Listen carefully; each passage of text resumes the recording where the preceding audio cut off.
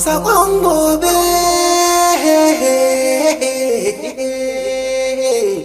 sakon gobe, sakon gobe, sako ne, sakon gobe, sako ba mu san da ni. Duk wanda yake biye da mu sau da kafa a cikin wannan littafi mai suna sakon gobe yana son ci gabansa. Gashi kuma Allah ya yarda muna tare da kowa ɗakin magana. Muna samun sakonni na al'umma ko gamuwa ko wurin biki ko a cikin gari ko a cikin tasha ko dai a sauran wurare ne da inda aka gane mu za a ce alasan barka. Wannan ya sanya nike karba wannan gaisuwa da jinjina ta musamman da waɗansu suke yi a ganin abin yana da mahimmanci a cikin al'umma. Ma'usar da mu bar mu shiga a cikin shirin musamman da jiya da ni je STM da ma'aikatansu da waɗanda suke a tsaye kofa masu sai da kayayyaki. Ma'aikatan STM a tabarakallah ISTM babban kamfani na musamman na zirga-zirga na zuwa da zawowa na al'umma a kai su lafiya kuma a dawo da su lafiya. Abin da ya sani faɗa haka wani tarbo ni samu na musamman jiya ma'aikatan zawa suke ce ai ga grambe Allah sarki. To mausar mu yanzu za mu shiga cikin shirin littafin nan mai suna sakon gobe abinda muka dakata a ranar Alhamishi. Labarin da muka dakata shine akwai sassa daban-daban a cikin wannan labari amma bari mu ɗauki wannan ɓangare. Shi dai wannan matashi yana zama da shi da matarsa mai suna Umma kuma suna rike da wata uwa wadda ba tasu ba wadda suka ɗauke ta kakarsu. Wannan tsohuwa mai suna Gwaggo tana cikin farin ciki da jin daɗi a cikin wannan gida na wannan matashi mai suna Yahaya. Matarsa wadda aka ce mata Umma tana iya ƙoƙarinta kamar yadda ni faɗa a can baya. Wanka, kula, yi mata arwalla, ba ta dama ta yi sallah, sannan tare da mata hira kyakkyawa ya sa kewa ta shiga a cikin jikinta kuma har ta fara mantawa da labarin diyarta. Ko da abu mai wahala a ce ɗa ko a ce uwa ko uba sun manci 'ya'yansu. Amma daga bisani abinda ita 'yar ta yi ma uwar wadda aka ce mata Nana wadda yanzu ta sauya sunanta zuwa Zina. Zina tana cin karanta dai kamar yadda muka ce ko dai a babbake ko ba babbaka kuma tana taka rawarta a cikin wannan lokaci. Abinda yake faruwa suna zuwa duk inda suka ga dama da ita da ƙawayenta saboda in kana da kyau ko kana da kuɗi samun abu kai bai da wahala. Wannan ya sanya da suka je wannan shagon da aka ce masa Marhaba ba su yi haɗu da mai suna Yahaya ba. Sun yi asha ko sayan kayansu sun kama hanyarsu sun tafiyarsu. A lokacin da ta zo a gidanta ita wadda aka ce mata mai suna Zina yanzu ta shiga a cikin ɗaki ta fara lissafi in ta kai dungu ta kai mariga ta cikin katafaren gida lafiyayye amma sai dai abin da yake gabanta shine muke so mu ji a yanzu. A zamanin nan shikenan sai ta fara jininin cewa yanzu ya mama za ta sai da gida kawai har wasu a ce sun shiga. Kuna faji ku diba yarinyar nan yadda take cikin wani jin daɗi amma tana hangen gidan mahaifiyanta. Sai dai mahaifiyanta da rai amma tana so ta yi mata katsalandan. Yanzu a lokacin nan shike na mawusa ranar mu yarinyar nan ta tashi ta ɗauki motar ta sai da ta zo wajen Ibrahim wanda yake kula da wannan gida. Bayan ta gaisa da shi sai ta ce masa Zina ce. Ya ce wace ce Zina kuma? Ta ce kai kwanan baya na zo nan kana gwada min kamar baka san ni ba kaga ka ce min in zo za ka nuna min inda mamata take. Sai ce a nawa? Ta ce to gwada min uwar ta sai na biya? Kwarai ai duk wanda ya bar uwarsa in yana son ganin ta biya ya kai a gwada masa. Anda a ce tare da ki ita kike ai da ba sai kin biya ba amma yanzu uwarki ta yi tsada da aka ganin ta sai kin biya. Me kake nufi da wannan magana? Kana so ka ce min mamata ta mutu kenan? Ya ce to in ma haka din ne ai sai kin biya dan yanzu dole sai an biya masu kashe ki sannan kuma a ɗauke ki a kai ki cikin rame sannan shi kenan ki je ki ga mahaifiyanki. Wace irin magana banza kake mana haka? Sai ci ya haƙuri kwantar da hankalinki. Na san akwai fitsara a tsakan kwakwalwarki sannan jiji da kan da kike da shi ba zai yi tasiri a kaina ba. A lokacin nan daidai ni ban san ki ba kuma ban san kowa ce ke ba amma kina zuwa ki azamin kafan zuƙa? Kin ga idan kika matsa min fa ni fa na san abin da zan yi. Ta ce me za ka iya yi? Duk abin da za ka iya yi ba a hannunmu suke ba? In kana maganar ka kai ni ƙara ne to ka kai mana.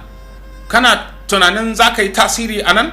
Ai idan ka jarraba nan za ka yi ƙasa a gwiwa. Ya ce iye yanzu abin naki ya kai haka? Sai take cewa kaɗan ma ka gani ka dai gwada min mahaifiyata ko nawa ne zan biya. Sai ta buɗe ta ce matsiyaci na san baka da komi. Sai ta zago kuɗi nawa za a baka? sai ce sai kin bani miliyan ɗaya. Ta ce zancen kawai malam, ganin mahaifiyata zan baka miliyan ɗaya? Sai ce mahaifiyan taki ba tafi miki miliyan ɗaya ba? Me yasa kike ganin tsadar biyan kuɗin ganin mamarki? Anya kuwa mamarki tana da mahimmanci a kanki? Wannan mai suna Zina ta kada bindi ta juya, ta je a wurin mota ta kunna, ta ce na dawo. Ka gane shayin ruwa ne, ba da ni kakai ba a garin nan, to shikenan ka saurare ni. A lokacin da ta ɗauki motar ta, shikenan ya zo ya zamna ya ce haka ne ka so, dama mahaifiyarta ta gaya mini zan fusatar da ita sannan in gwada ta sai in gami za ta iya yi. A cikin wannan magana ma usar na wannan littafi abin da yake faruwa shine Alhaji Kadade na ci gaba da kasuwancinsa da shi da mai matarsa wadda aka ce mata Hajiya Hakima. Hajiya Hakima yanzu ba su da kowa a cikin gidan sai mijinta sai ita. ‘Ya'yansu sai dai in sun zo saboda suna gidansu da aka giggina musu cewa da ‘ya'yansa maza.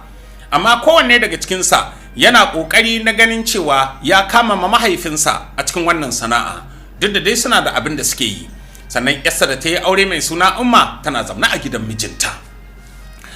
Shi mai suna Babaye mahaukaci da shi da mahaifiyarsa da ‘yan uwansa babu abin da kake ji dai sai labarinsu. Kowa zo zai yi maganarsa sai dai kaji ya ce ai mutanen kirki ne, suna da taimako da jin kai da sanin ya kamata. A lokacin nan shi kenan a cikin wannan littafi sai ga wata mata tana bisa kujerar tuki wadda aka ce mata motar gurago, inda take cewa allazi wahidun, Allah da girma yake, a bani domin Allah, duk wanda ya ba wani nan Allah zai bashi, kuma duk wanda ya taimaki wani Allah zai taimake sa. Wa ke faɗar haka ne ita ce wannan mai suna James Baby. Amma yanzu menene sunanta? Almajira, inda take nema ga ambata saboda Allah. Ku bani na Allah, ku bani na annabi, Allah sarki. Ashe dan adam ya san Allah yana da nashi, ya san kuma manzon rahama yana da nashi. Amma ya ake manta rabon Allah da kuma na annabin rahama.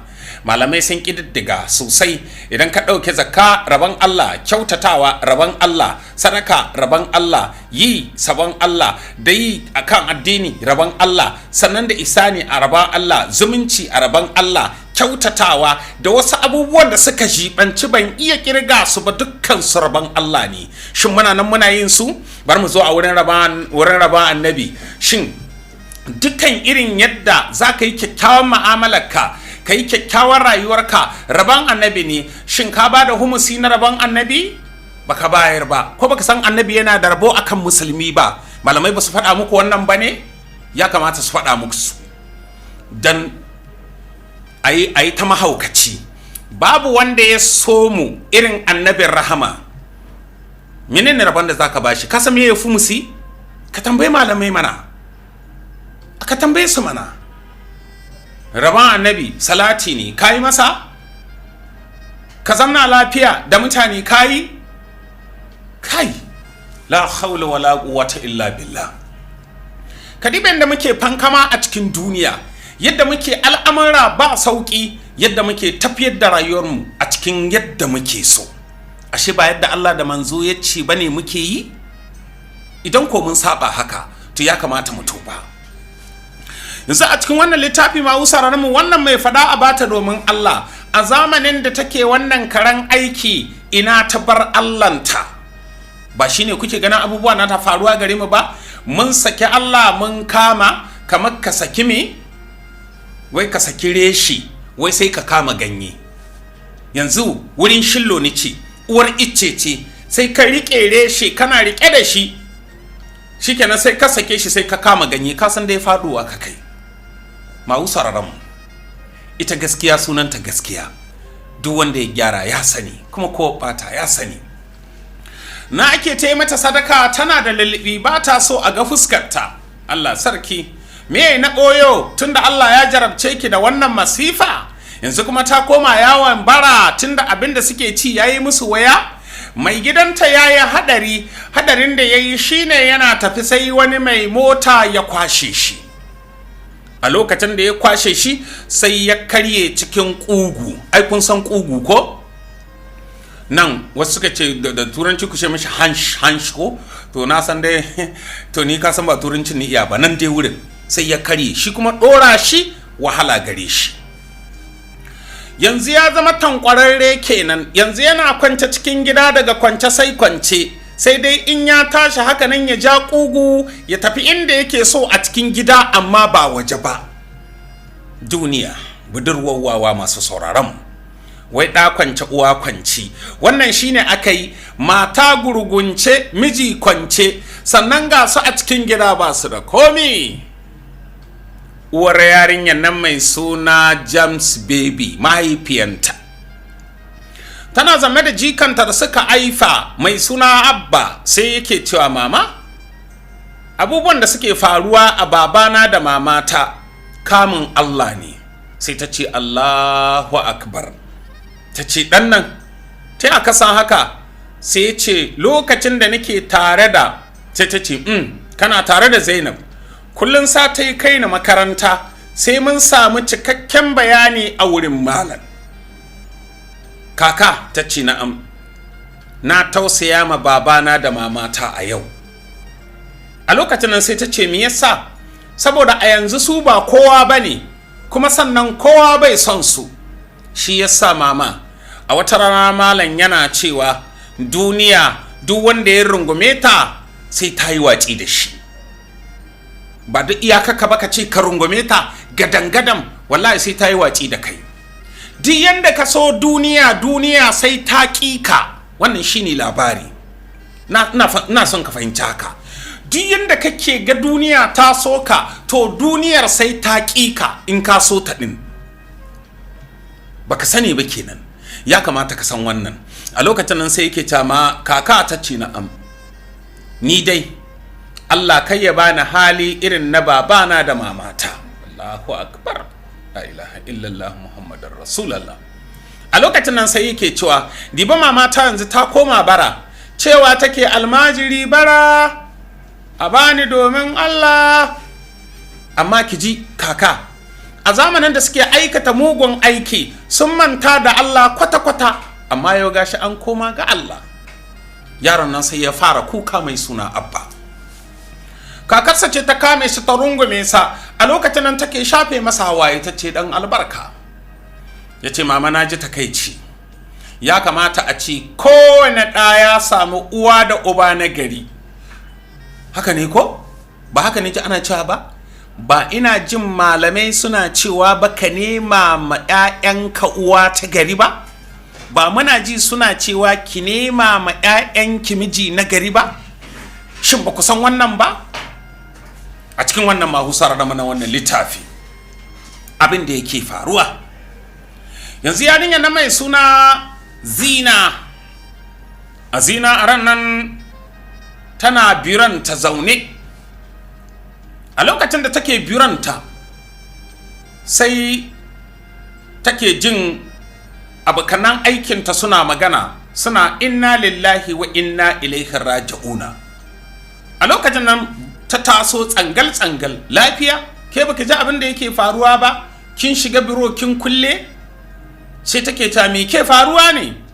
Sai suke cewa baki ji irin wani sauyi da aka yi ba, baki ji irin wata zazzaga da aka yi ba, baki ji an yi konse da minister ba, baki ji an cire wannan an sa wannan an ɗebe wannan ba.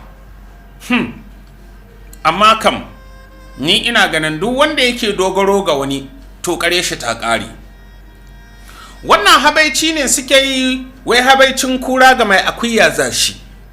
Wane ne aka cire? An cire gwamna, kuma gwamna ana zarginsa da handama, sannan kuma gwamna ana nan ana bincikensa.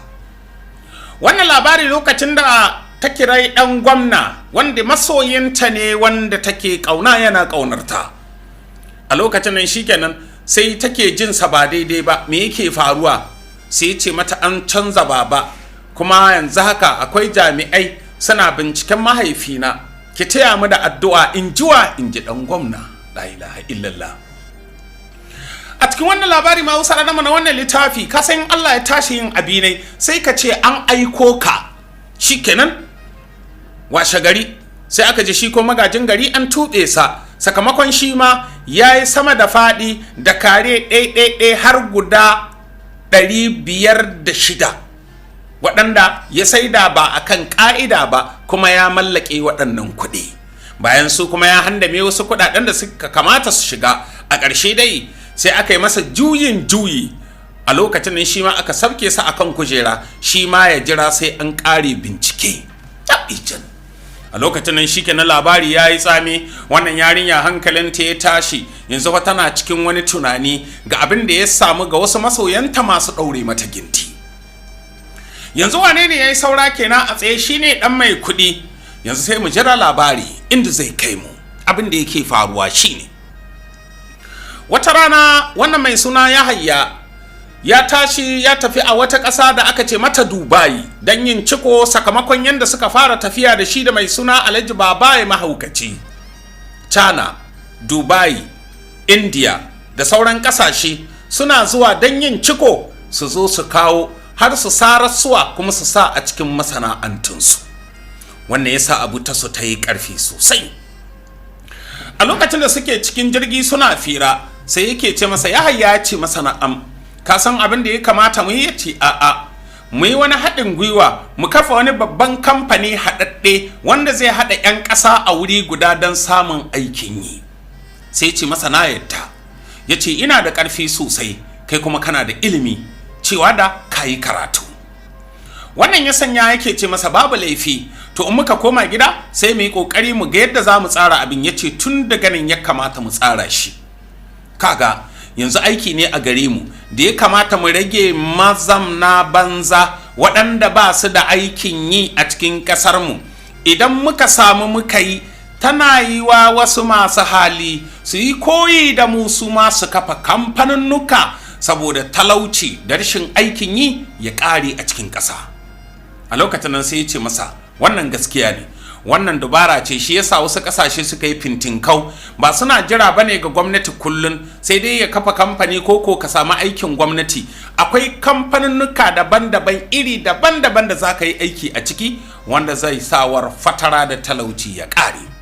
Sai ya ce masa na farko ina so mu yi wani noma, bayan mu yi noma sai mu kafa kamfaninnuka sarrafa 'ya'yan itacen da muke nomawa. Sai ce masa kaman me?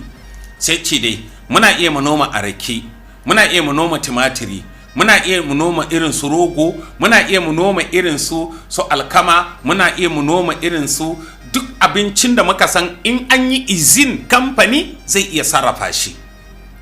Alkama ana iya sarrafa a yi izin ɗinta a yi kamfani. Rogo ana iya yin izin ɗin shi, shi ma a dinga hiddo garin rogo kamar da ake kama da shi daga nan makwabta. Ai da an taɓa yin kaje can wajen magariya can gaba da magaram, kaje wannan yanki ka gani yadda ake yin rogo, yadda kake ganin rogo sanda je ka gani rogo can, ko an kai talam 1000 ne ana iya cika su da rogo. Su waɗanda suke yin wannan abin mun sani ana iya yin shi mana, amma yanzu babu shi, sun bari. Da noman rogo ake wajen nan, tunda ba mu da kamfanin shi, ba mu da yadda za mu yi mu sarrafa shi mu maida shi gari. Ba gashi nan ba ana cewa rogo dal malgoru ba gashi nan ba, gashi nan a nan garin ga me aka ce mata, kamin sunan garin ga baban kuku ba, balle yara, ba akwai rogo ba? ina kamfanin sarrafa shi? Babu. Ba akwai arake ba sarki Hambali na Jingine ya fara kokarin ya kafa izin din ba, yana nan ya fara ginin an kare. Inda ake matsa mana arake ko a yi mana sakari ko a sarrafa ta ko a yi wani abu, ina yake? Sai dai mu sha haka da baki. Alkama in an noma, ina kamfaninta? Ma'usararmu masu abu suna ya kamata su kafa hannuwan jari na yin kamfaninnuka da kuma tsari na noma da kiwo. Ba ku gani ba wani ɗan majalisa a Najeriya wanda yake yin nono, yake sarrafawa, yake yin taki, yake yin kaza? Yanzu nan izin ta taki ai sai dai ina jin ko ban sani ba ko kai ma ko ta gwamnati ko wani abu, ko babu wani mai zaman kanshi wanda yake da shi. Shi kuma zamani ne da ya kai yanzu ne ake son shi, saboda yanzu ne noma na zamani iri daban-daban. Kar mu bar aikin nan ga gwamnati shi kadai. a cikin wannan littafi da suka yi wannan sharfi suka kare sai ya ce masa na gode, to Allah ya kai mu gida lafiya. Sai ya ce amin. Yanzu a wannan littafi mahaifin mai suna Yahaya yana ci gaba da kasuwancinsa. Allah ya sa ya zama hamshakin mai dukiya akan fat almantar da yake saidawa abinci. Duk wanda yake so abinci yanzu a wurinsa ne yake zuwa. In ka ga layin motoci, mai sayan haci daban, mai sayan shinkafa daban, mai sayan masara daban, mai sayan maka daban, ga sunan dai da mayuka. Ya yi sunansa ya fito saboda gaskiya da adalcinsa da sassauci akan waɗanda suke saye a wurinsa. Sai ya sa ma wurinsa shi ma sauƙi da rangwame da nasiha. A cikin wannan masu sauraron mu a cikin wannan littafi shine yanzu halin da ake ciki,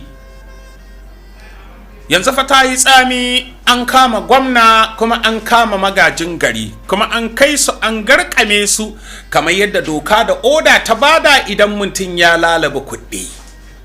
Wannan ya sanya yanzu da ɗiyansu sai abin ya koma farauta don zuba wasu kuɗaɗe maƙudai. Ina abin da suke da shi? Allahu akbar, la ilaha illallah muhammadar rasulullah. A wata rana dan magajin gari abu ya yi tsami, duk abin da suke saidawa sun saida. Yanzu sai ya fara tunani, ya baiwa Zina kare wanda ta gina gida da kuma wanda ya bata na biyu. Yanzu mahaifinsa yana garkame, mahaifinsa yana son ya fito kuma ba a biya ba, kuma abin biyan ya kare, duk abin da ake da shi an ɓadda. Sai ke cewa kai wannan aikin banza ne, ni yarinyar gadai ba za ta aure ni ba, nayi da ita taƙi, sai dai sharholiya, kuma gashi nayi mata komai, gaskiya kamata a tada balle. Yanzu shikenan a ranan sai ya zo da wasu mutane dillallai, ya ce wannan gida dama nawa ne, ina so a saida shi. Zina ba ta nan. Shikenan yanzu dillallai suka ce to nawa akai mai farashi, ya faɗa musu, suka fara shiga tallar wannan gida. Zina bata san abin da aka yi ba, ya je gwada wannan kare, shi kuma aka sa shi kasuwa. Shi karan a cikin kwana biyu aka sayar da shi, aka kawo masa kuɗinsa, saboda a zamanin da ya bata takardun gidajen ya yi fotokofi ne, sai ya bata, sai ya aje wanda yake original a cikin hannunsa. A lokacin nan shi ke na wannan kare yan ɓaddar da shi, yanzu gida ake hangi. A ranar Zina harka ta yi mata tsami, ba ta da kuɗi, tana son kuɗi, sai ta kira ɗan mai kuɗi, saboda ɗan gwamna da ɗan magajin gari yanzu ba mai taɓuwa, saboda kowa ta kan shi yake yi. Barazanar da suke yi da jin daɗin da suke yi ya ƙare. A lokacin nan shikenan ta ce ina son ganin ka. Sai ce to ki ƙoƙari ki same ni don ba zan samu fita ba. Ta ce lafiya, ban taɓa kiran ka ba, ka ce mini ba za ka samu fita. Sai ce uzuri ne, ki same ni a gidana, gida wancan na bakin daji. Ta ce to shikenan. A lokacin nan sai ita Zina ta tashi ta ɗauki motarta, bata zame ko ina ba sai a can. Zuwanta ya ba da umarni ga mai gadin da yake nan. A lokacin nan shikenan aka buɗe mata ƙofar mota ta shigo. Shigowarta yana kwance a cikin ɗaki. A lokacin nan shikenan ta shiga, ta yi sallama baya cikin falo, ya ce shigo. Ta shiga, a lokacin nan ta iske shi a kwance. Ta ce lafiya, baka da lafiya ne? Ya ce zauna. A lokacin nan sai yake ce mata menene aka yi? Ta ce kuɗi nake da bukata. Sai ya ce gaskiya ne, kamar nawa kenan? Ta ce dai ba ƙasa dai ga 1 ko zuwa 2 miliyan fa. Sai ce mata haka ne, to ki bari ki huta ta kwana, sannan gabanin haka ta kasance. Sai take cewa ina da uzurtun fa. Sai ce akwai wani uzurin da ya wuce nawa? Kar ki damu mana, in dai maganar kuɗi ne ai akwai su, kwantar da hankalinki. A lokacin nan shikenan, a lokacin nan sai yake cewa ina mai gadi ya zo. Sai yake cewa buɗe firjin ɗin nan ka ɗauko abinci. Ya ɗauko abinci ya kawo. A lokacin nan shikenan suka zauna suka ci abinci tare da ita. Sai take ce masa amma gaskiya ka san in ba kai min tsaye ba yanzu abin sai a hankali. Sai ce to ai tun farko na gaya miki ki tsaya a mutum ɗaya, amma sai kiki sai kika ce duk zaki iya tattara mu. To gashi kin san dama an ce ita gaskiya ita ɗaya ce za ta tsayawa. Ina ga yanzu ni ɗaya kai na rage ko har yanzu suna ci. Ta ce su ma su iya ma kansu, waɗanda suke cikin wani hali an kama iyayensu, ai abin sai dai a hankali. Sai ce to yanzu ya za a yi, kin miƙa wuya gaba ɗaya a ni? Sai take cewa dama ban miƙa wuyan ba ne? Sai ce da kin miƙa wuyan ai da tuntuni kin tare a gidana. Sai take cewa shikenan yanzu dai na fahimce ka, babu damuwa ga duk abin da kake so da ni. Sai ce mata to Mausa da mu za mu ɗau huta, za mu sha ruwa mu koma aiki.